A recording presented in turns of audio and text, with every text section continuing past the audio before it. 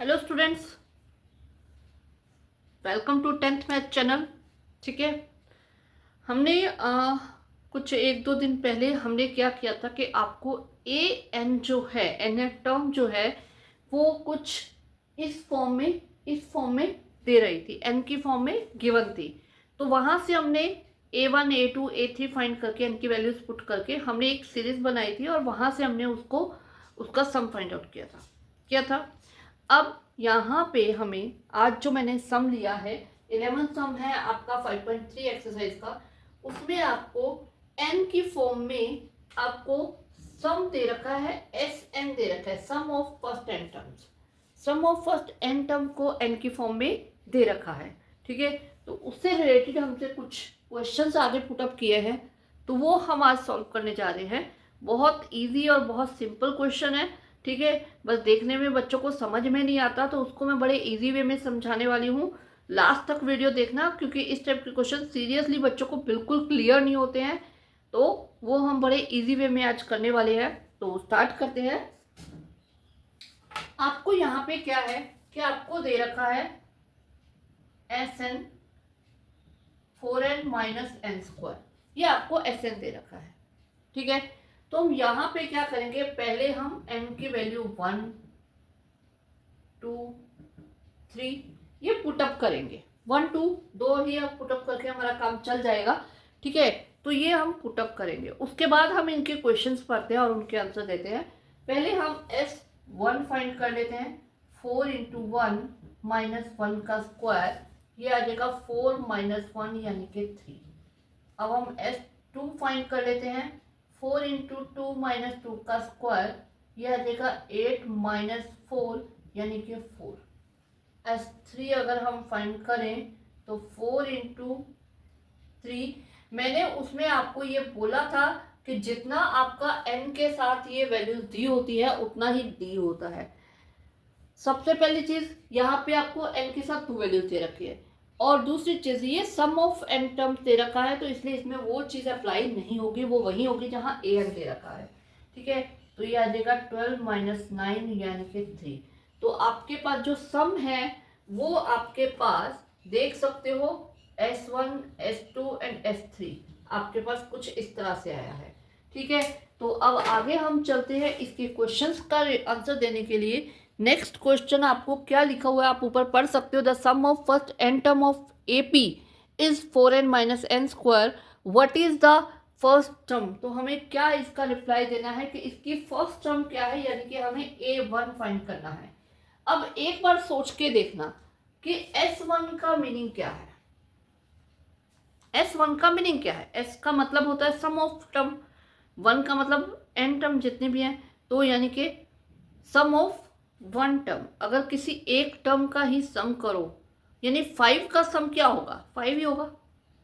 ठीक है, तो इसका मतलब आप समझ सकते हो कि A, और अगर आपको कोई सीरीज, मैं एक सीरीज दे रही हूँ A1 A2 A3, और मैं ये कह रही हूँ मैं S1 ले रही हूँ यानी कि ओनली फर्स्ट टर्म का, तो ये क्या होगा, फर्स्ट टर्म ही आएगी। क्लियर है? तो इसका मतलब जो ये S1 हमने फाइंड किया है यही आपका A1 है, यानी कि फर्स्ट टर्म, जो कि आपको यहाँ पे आंसर पूछा था और यहाँ पे लिखा हुआ है, दैट इज S1। क्लियर हुआ क्यों ये S1 है? ठीक है, उसके बाद उन्होंने बोला है what is the sum of first 2 term, वो उसका आंसर हमारा है 4। सम ऑफ 2 टर्म्स क्या हो जाएगा, sum of 2 terms is equal to 4। अब एक बात और समझना, सम ऑफ 2 टर्म्स का मतलब क्या हुआ, यानी A1 और A2 का सम, यही हुआ। ठीक है, अगर हम S2 में से S1 माइनस करते हैं, ठीक है, अब S2 क्या है, A1 प्लस A2, 2 टर्म का सम है। S1 क्या है, वो A1 है, पुट कर दिया। अब ये A1 माइनस का, ये प्लस का, ये कट जाएगा, तो आपके पास क्या आ जाएगा, A2। यानी कि अगर हम S2 में से S1 माइनस करते हैं तो हमारे पास सेकेंड टर्म आ जाएगी। तो नेक्स्ट क्वेश्चन हमारा यही है कि what is the second term, second term क्या है, वही हमें बतानी है। तो हम क्या करेंगे, हमारा जो S2 है यानी कि 4, उसमें से S1 हम माइनस कर देंगे तो 1 हमारा आ जाएगा A2।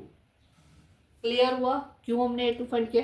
सिंपल सी बात है, सम ऑफ टू टर्म्स यानी कि पहली दो टर्म का सम है, और 1 जो है आपका A1 तो आपको दे रखा है, A1 माइनस करोगे तो दो टर्म के सम में से माइनस हो जाएगा तो सेकंड टर्म आ जाएगी। Clear cut.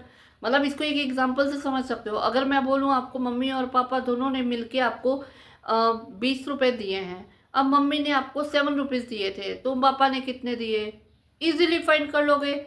20 में से मम्मी के पैसे माइनस कर दोगे, 7 और 13 आपका आंसर आ जाएगा। वही चीज़ हमने किया। ठीक है, तो similarly find the third, 10th and nth term. अब हमें एस एन दे रखा था और हमें ए एन फाइंड करने के लिए बोला गया है। यहाँ पे आपको सम फाइंड करने के लिए नहीं बोला गया, find the third term find करने के लिए बोला गया है। A3, क्योंकि आप यही बोलोगे S3 तो हमने फाइंड कर लिया, लेकिन हमें S3 नहीं, A3, A10 और AN फाइंड आउट करने के लिए बोला गया है। अब आपको कोई भी अगर nth टर्म फाइंड करनी है, AN फाइंड करनी, अगर आपको A3 फाइंड करना है तो आप क्या करोगे, S4 में से सॉरी S3 में से S2 सब्ट्रैक्ट कर दोगे, क्योंकि S3 क्या हुआ 3 का सम और S2 क्या हुआ 2 का सम, तो 3 के सम में से 2 का सम माइनस कर दोगे, थर्ड टर्म आ जाएगी। तो यही हम यहाँ पे करेंगे। आपके पास मैंने S3 हमने फाइंड किया था 3 माइनस S2 आया था 4, तो ये आपके पास -1 आ गया। क्लियर हुआ? अब क्योंकि हमें S10 निकालना है तो उसके A10 निकालना है तो उसके लिए हमें क्या चाहिए, S10 एंड S9। तो हम यहाँ पे जो हमारा Sn दे रखा है इसमें हम पुटअप करेंगे n की वैल्यू 9 एंड 10 पुट करेंगे, फिर उसे हम कर देंगे सब्ट्रैक्ट। तो हम फाइंड करते हैं, यहाँ पे हम क्या करते हैं S10 यानी कि हमें n की जगह क्या पुट करना है, 10 पुट करना है। ये आ जाएगा 40 माइनस 100, तो ये आपके पास आ जाएगा माइनस का 60। क्लियर?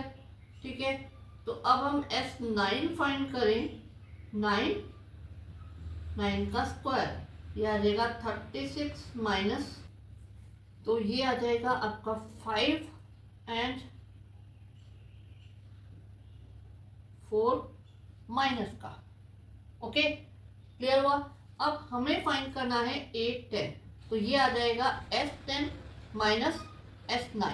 ओके, अब S10 है -45 माइनस -60, ये माइनस हमारा ये वाला आया है तो इसकी वजह से, सॉरी उल्टा लिख दिया मैंने, S10 में से हमें S9 सब्ट्रैक्ट करना है, तो ये जो है ये आपका आ जाएगा -60 प्लस 45, तो ये माइनस का 15 जो है वो आपका आ जाएगा A10। ठीक है, समझ में आ रहा है कैसे कर रहे हैं हम? सम अगर हमें फाइंड करना है तो हम एक ज्यादा का सम निकाल के उसमें से अगर पीछे वाले का सम माइनस कर देंगे तो वो टर्म आ जाएगी। ठीक है, यही अब हम करने वाले हैं AN फाइंड आउट करने के लिए। तो AN फाइंड आउट करने के लिए हमें क्या करना पड़ेगा, SN फाइंड करना है और SN-1। अब SN तो ऑलरेडी हमारे पास है, तो हम क्या फाइंड आउट कर लेते हैं, SN-1। क्या करेंगे, n की जगह n-1 पुटअप कर देंगे, ये आ जाएगा 4 इंटू n-1, n-1 का होल स्क्वायर। ठीक है, तो ये आ जाएगा 4n-4। अब n-1 का whole square a minus b की होल स्क्वायर की जो आइडेंटिटी है हमारे पास वही पुटअप होगी हमारे पास, a square plus b square minus 2ab, ये आ जाएगा minus a square plus b square minus 2ab। Okay, अब माइनस का साइन जब जाएगा तो मल्टीप्लाई होके -n स्क्वायर -1 प्लस 2n। अब इसे अगर हम सिंपल बना ले तो हमारे पास क्या बन जाएगा, ये बन जाएगा हमारे पास 4n प्लस 2n, ये बन जाएगा 6n। ओके, ठीक है, -4 -1 माइनस का 5 एंड माइनस n स्क्वायर, ये बन गया इसकी n-1।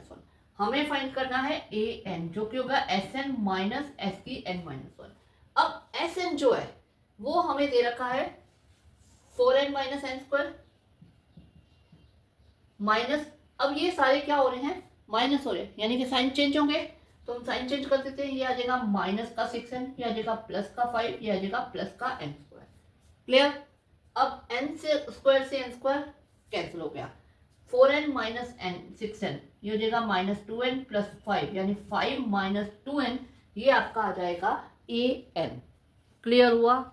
थोड़ा सा माथा पच्चू, लेकिन हमें क्या है, ये चीज़ हमने स्टार्टिंग में हमें समझ लेनी है कि S2 माइनस S1 करेंगे तो हमारे पास A2 आएगा, S3 माइनस S2 करेंगे तो हमारे पास A3 आएगा। क्यों आएगा वो भी मैंने समझाया है कि अगर आपके पास 3 टर्म का जो सम है, अगर उसमें से आप 2 टर्म का सम माइनस करोगे तो आपके पास थर्ड टर्म आ जाएगी। फॉर एग्जाम्पल अगर मैं आपको बोलूँ आपके पास 30 रुपीज़ है, 30 रुपीज़ आपको 3 जनों ने दिए हैं, एक आपके बड़े भाई ने दिए हैं, एक आपकी मम्मी ने दिए हैं और पापा ने दिए हैं। अब आपको पता चल गया कि मम्मी ने तो आपको 5 रुपीज़ दिए हैं और आपको जो आपके पापा हैं उन्होंने आपको 10 रुपीज़ दिए हैं, तो बड़े भाई ने कितने रुपीज़ दिए? क्या करोगे? तीनों का सम है 30, मम्मी और पापा का सम है 10 और 5 15, सब्ट्रैक्ट किया, आ गया भाई का सम कि भाई ने कितने दिए, 15 रुपीज़। बस यही फंडा हमारा यहाँ पे यूज़ हुआ है। ओके, तो कल फिर मिलते हैं एक नए इसी किसी सम के साथ जिसको हमें इजी बनाना है। ओके।